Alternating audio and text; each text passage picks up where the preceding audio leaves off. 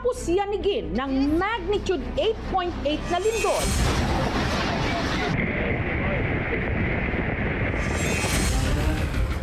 Ang Kamchatka Peninsula sa Russia nitong Miyerkules.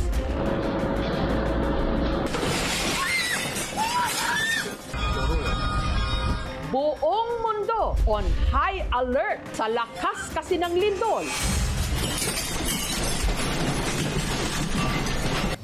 Naglabas ng tsunami warning sa mga islang malapit sa Pacific Ocean, kabilang na ang Eastern Coast o silangang baybayin ng Pilipinas. このように屋上に人が集まり始めてから30分以上、もう1時間近く経っています。 Milyon-milyon ang lumikas sa Japan at sa Hawaii. Pati ang PHIVOLCS o ang Philippine Institute of Volcanology and Seismology agarang naglabas ng tsunami advisory sa mga probinsyang nakaharap sa Pacific Ocean. Meron po tayo diyang sea level monitoring stations. 6 hours po yung pagdating ng tsunami in the Philippines. Kabilang sa agarang pinalikas ang mga tiga-barangay Sabang sa Vinsons, Camarines Norte na nahaharap sa dagat. Lumayo kasi ang tubig sa dagat kaya maaaring sinyalis yan na magkaroon tayo ng tsunami. Pero imbes na naglalakihang alon ang rumagasa sa kanilang baybayin,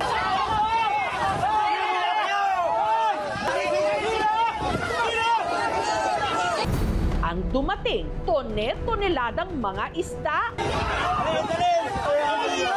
Ang sangkatutak na isda. Dala nga ba ng tsunami?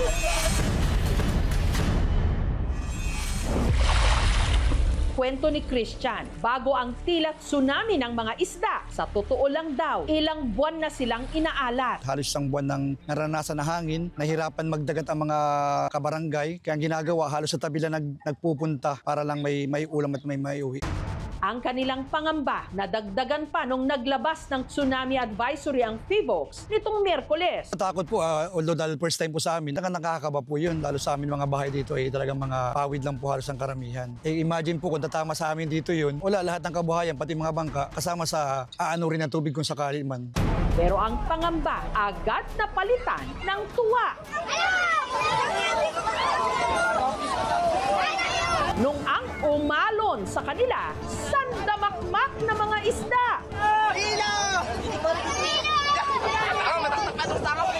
Biglang gumalaw yung dagat. Nagpunta na po sa tabing buhangin. Po yung oras na yun, talagang bawal pumunta dahil may advisory ng tsunami. Hindi na rin po maiwasan ng mga barangay tanod namin dahil sa pagkakataon na para makahuli sa makaulam po sa tagal ng panahon nga walang halos nahuli. Ang buong barangay tulungan sa paghila ng lambat papuntang Pampang. Let's go! Pagkaahon, ang mga residente, kanya-kanya ng hakot ng grasya. Ang ilang mga bata, nakidampot na rin. May gumamit ng tinatawag nilang silok o maliit na net. Timba. Plastic bag. Plastic bottle ng tubig. Pati na, tsinelas.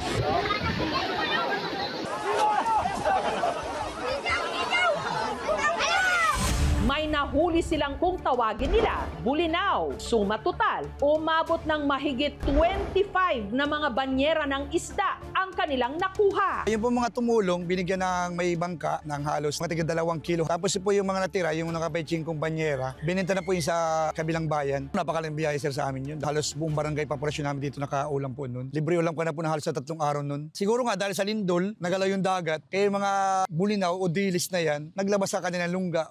Ang teacher namang si Badet na nooy nasa bayan, todo ang pag-aalala sa pamilyang naiwan sa Barangay Sabang. Sunod-sunod na po yung alert sa cellphone. Ano yan? Ang ingay. Tapos, Ma'am, MDRRMC, nagkaroon daw po ng earthquake sa Russia. Magkakaroon daw po ng tsunami. Nandito po yung pamilya ko nun sa Sabang. Siyempre, ako po bilang malayo, nagtuturo. Hindi po maiwasan na mangamba ka. Pero laking gulat niya na ang bali-balitang nakarating sa kanya, imbes na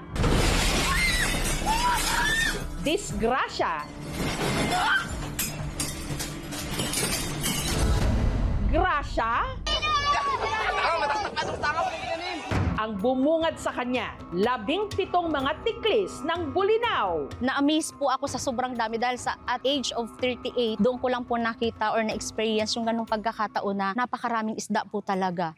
Ang ibang isda, para hindi masira, ginawa nilang tuyo. Instant, ibilad kagad na abot pa sa araw. Epekto na ba talaga to ng tsunami? Nabulabog ang dagat kaya nagkaroon ng maraming bulinaw dito sa gilid ng dalampasigan namin. Pero ang sangkaterbang mga isdang ito, dinala nga ba ng lindol o ng tsunami? It is actually more on the weather disturbance. Kung malapit po yung lindol, maaari po yan. Naiistorbo yung mga isda. Pero sa tingin ko, itong paglindol sa Russia recently, ay baka hindi na magdulot ng kaguluhan sa mga isda natin. Ito po naman ay kaugnay ng seasonality ng isda na during monsoon seasons, nagkakaroon po ng spawning or pangingitlog malapit sa mga baybayin.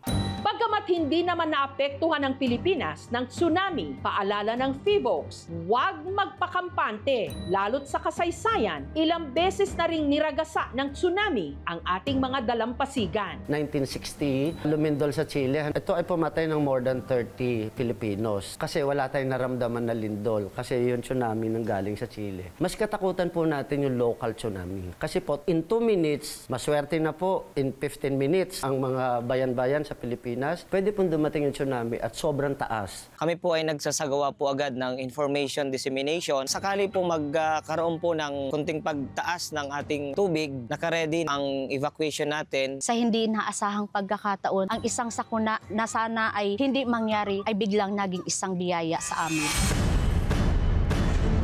Kapag may tsunami alert, kalimitang takot ang kasunod. Pero sa Barangay Sabang, imbes na malalaking alon, umagasa ang banye-banyerang mga isda. Paalala lang po, tumagsama ng grasya. Huwag magpakampante, dapat laging handa. Thank you for watching, mga kapuso. Kung nagustuhan niyo po ang videong ito, subscribe na sa GMA Public Affairs YouTube channel. And don't forget to hit the bell button for our latest updates.